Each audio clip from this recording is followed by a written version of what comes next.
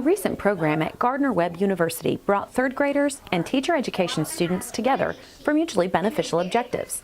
Gardner-Webb School of Education hosted Hands-On Halloween, and Dr. Lori Nanny said the event helped students solidify problem-solving and critical thinking concepts. The highest form of learning we know comes when we create and evaluate.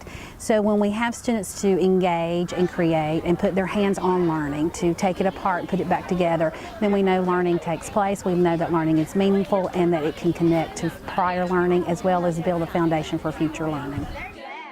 Students participated in 3 stations where principles of science, technology, engineering, and math were utilized through hands-on building projects, a Protect the Egg Parachute Challenge, and a scavenger hunt in which kids measured perimeter and circumference of various objects.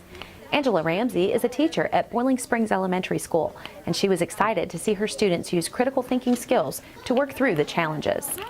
They had to look for pros and cons, and the kids talked about how, we had this idea and it didn't work. We had to change it.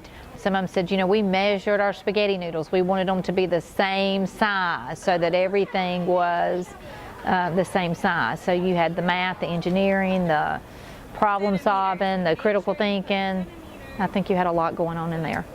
So we want our students to realize that if something doesn't work, then we don't give up and walk away. We persevere, we stay with the challenge until we make it work, but we learn from the mistakes, we learn from what didn't happen. We can learn as much from what went wrong as we can from what did right.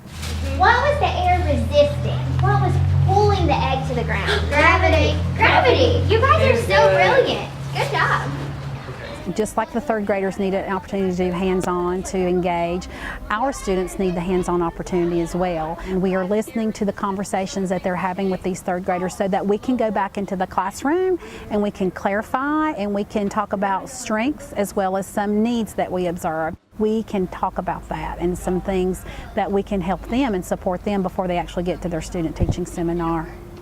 And what was the shape we put on top? Pyramid on top. Yep, they put a pyramid on top. You guys are the smartest third graders I've ever met. Wow. Thank you for your help. Y'all are real scientists. Thank you so much.